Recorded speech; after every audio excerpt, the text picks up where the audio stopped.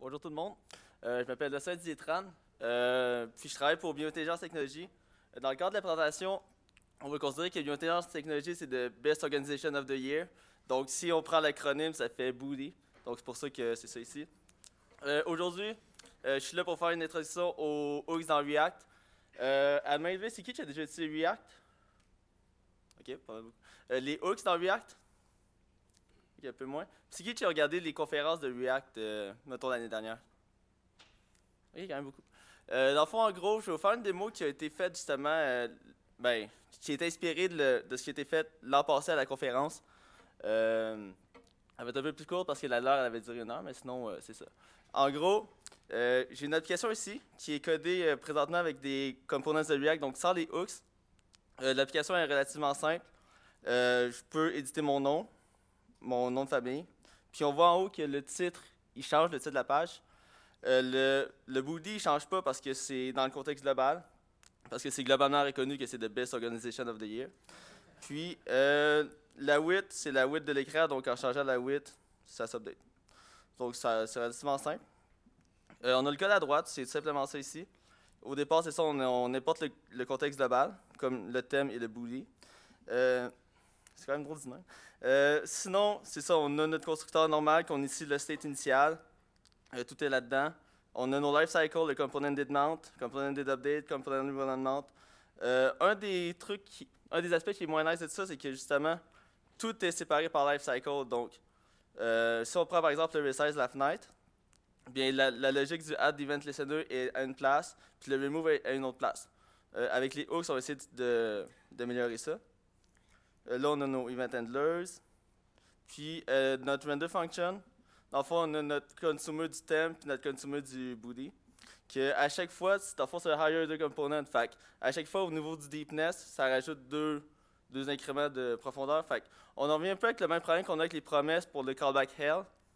Bien justement, c'est de quoi qu'on veut éviter avec les hooks. Donc, on va commencer de cette application-là ici, qui a ça comme code. Voilà. Ici, on a mon nom, qui est un input. Mais là, en ce moment, je peux pas updater ça parce que mon nom, c'est... Ouh, j'ai triché ici. Excusez-moi. Vous avez vu un preview. OK. Fait dans le fond, c'est ça. Mon nom puis mon nom de famille, c'est présentement des constantes. Donc, qu'est-ce qu'on va vouloir faire, c'est, dans le fond, se hooker sur la logique des states dans React. Qu'est-ce qu'on fait habituellement avant les hooks? Ben, normalement, ce qu'on ferait, c'est, OK, on a déjà un functional component, mais on va créer un component React. Ce qui est un peu absurde de changer complètement la structure du component.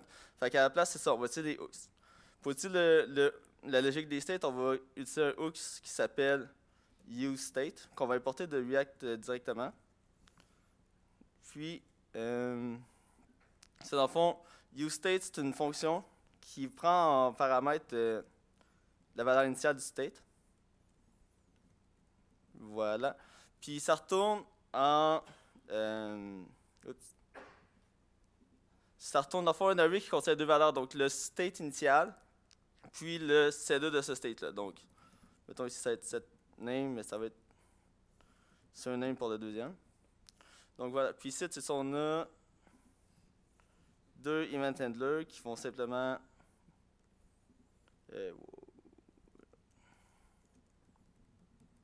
voilà. Donc là, rapidement comme ça va refresher. Puis, je peux updater mon nom puis mon nom de famille. Là, ce qu'on veut, c'est être capable de faire en sorte que le titre de la page, il s'update avec le changement de nom. Donc là, qu'est-ce qu'on va faire? On va importer un autre hook qui s'appelle useEffect.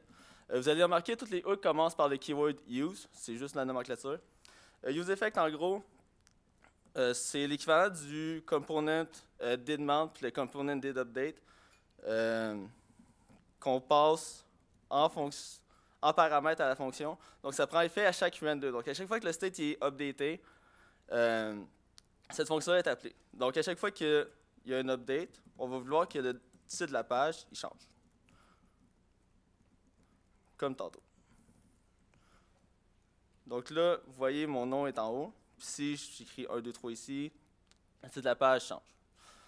Ça, c'est nice. là, la prochaine chose qu'on va faire, c'est comme notre page initiale, elle a un petit look cute. On va aller le chercher. Donc ça, c'est dans le contexte global, qui est dans un autre fichier contexte. Comment est-ce qu'on utilise le contexte?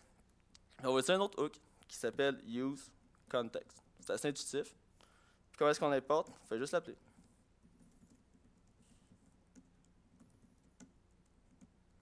Puis, pour l'appliquer, on n'a pas besoin d'utiliser un higher component. On fait juste l'appliquer comme une classe. Voilà. Puis là, notre application est bien timée. Là, l'autre truc qu'on avait dans le contexte global, c'était le booty. Fait que pour l'utiliser, on va simplement faire la même logique.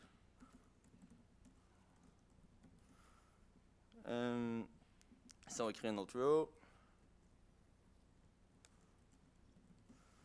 Voilà. Oh, il va falloir que je change ceci. Voilà. Donc là, ce qui nous manque, c'est simplement la largeur de l'écran. Donc là, on va réutiliser une autre variable de state. Comme tantôt, ça va être relativement simple. Window. Ouais, puis là, il faut que je l'ajoute.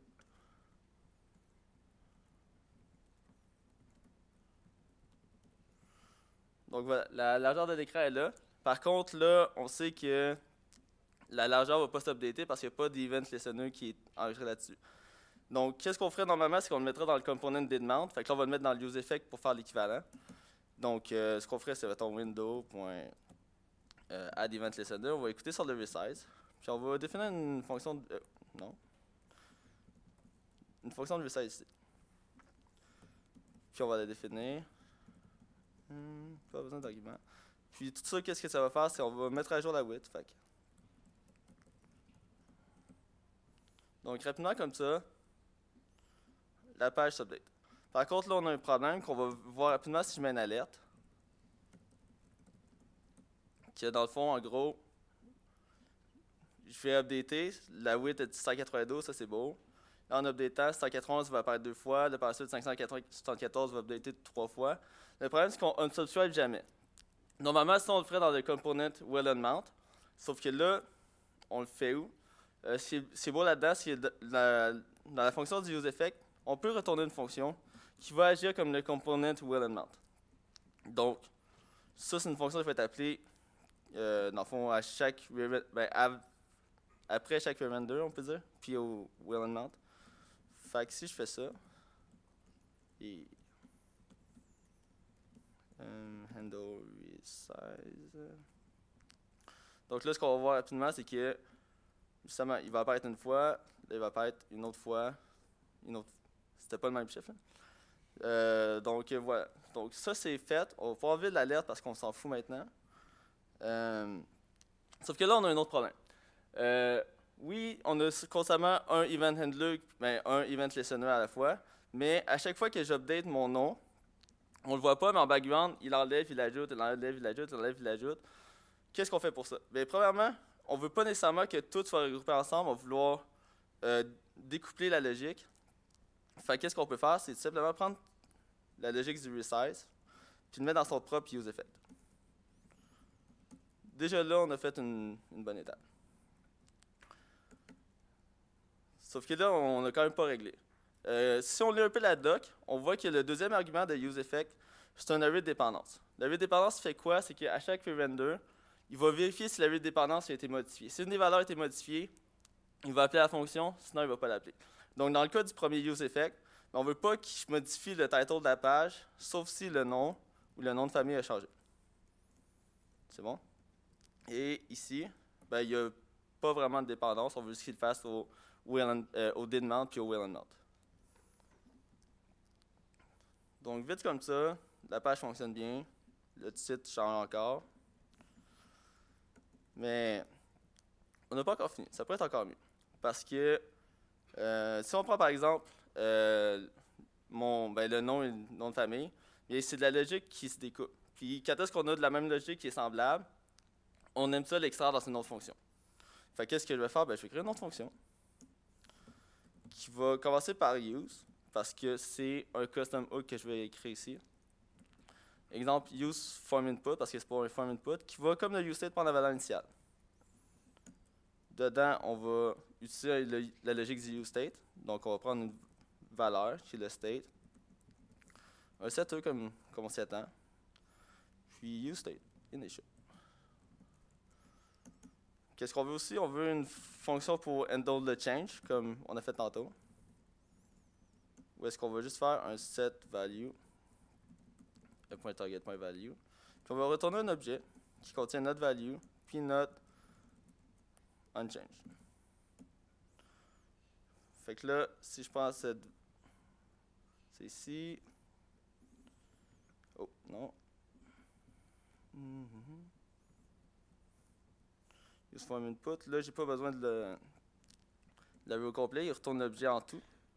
Là, ici, ça ne va pas être name directement, ça va être name.value. Ici, ça va être surname.value. Là, ici, vu que j'ai exactement les arguments qu'il me faut, je peux simplement le destructurer.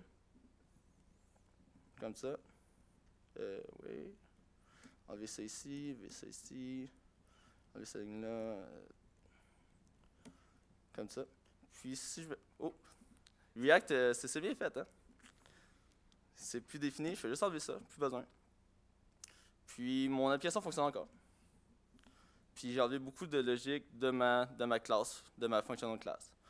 Là, c'est bien beau, mais on peut continuer. Là, j'ai mon resize qu'on va extraire dans une autre fonction.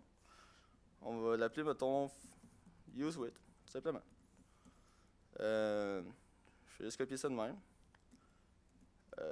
J'ai besoin, par exemple, de la width ici.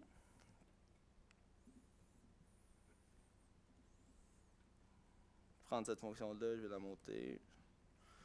Puis, ici, ça veut juste retourner à la width. Simplement comme ça. Là, OK, ça ne fonctionne pas, attends. Je vais juste l'appeler comme ça. Ça fonctionne encore. La width s'update. OK, là, le dernier component, le dernier effet qui nous manque, c'est lui. On pourrait le sortir. On va tout sortir. Document title. Là, vu qu'il prend le title directement, on va simplement changer ici. Voilà. Il retourne à rien, lui. Fait qu'on peut juste l'appeler directement.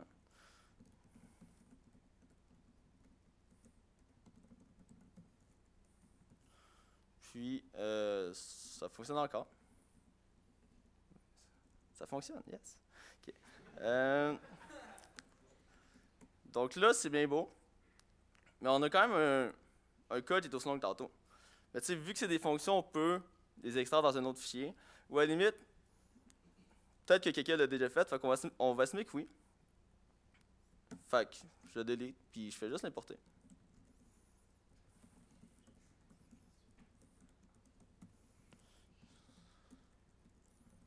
Là, j'espère juste que je ne me suis pas trompé d'un nom. Voilà, ça change. Voilà, tout est là. Donc, voilà, si on compare les deux codes,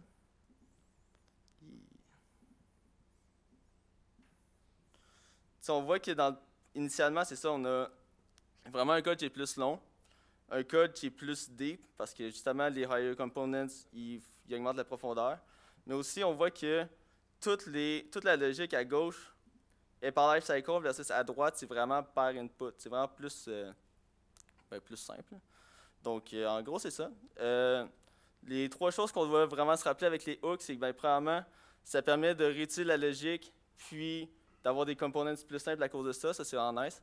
La deuxième chose, les hooks ne sont pas là pour deprecater les components React. Les components React vont tout le temps rester, le support va tout le temps rester. Par contre, c'est ça, going forward, c'est vraiment recommandé d'utiliser les hooks. Puis la troisième chose, c'est que Biointelligence, c'est the best organization of the year. Donc voilà. Est-ce qu'on a des questions?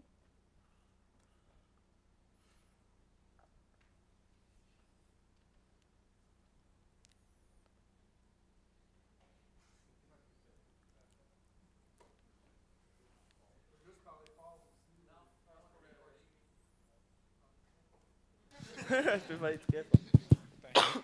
Merci. C'est vraiment nice, les hooks. Par contre, je me suis abuté un peu à un problème quand je me suis amusé avec ça. C'est comment tu fais pour les tester? Bonne question.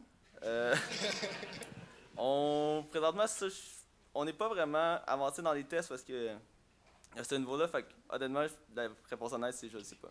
C'est bon, merci.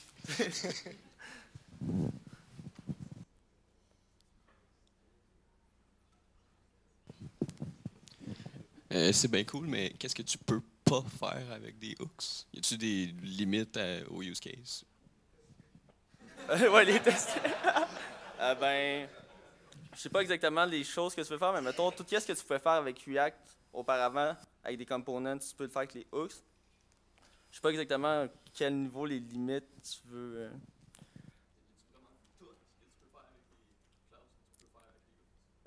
Jusqu'à preuve du contraire, oui. J'ai pas de use case que. Ouais. C'était pas vraiment une bonne réponse, mais. Si tu vas dans Use Document Title, je pense que tu as changé la dépendance de name et surname à title. Ouais, parce que vu que là, je passe directement le title.